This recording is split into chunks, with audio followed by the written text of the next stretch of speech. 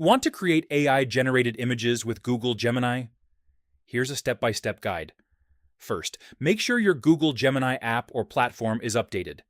Gemini offers two options: generate a new image from scratch or edit an existing one.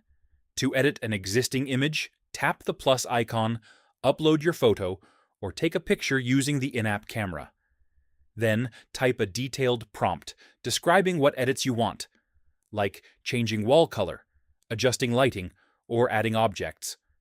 To generate a new image, simply type your prompt describing the scene, style, and mood.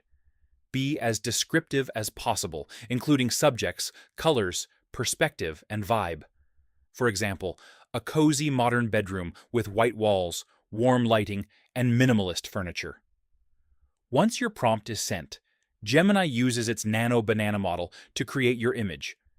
This may take a few moments depending on server load and complexity. After generation, tap the image to view it full screen. You can save it to your camera roll or copy it for other uses. If it's not exactly right, you can request further edits, ideally as a numbered list to keep instructions clear. You can also use generated images as references for future prompts, keeping your project consistent in style and design. That's it. With Google Gemini, generating or editing AI images has never been easier.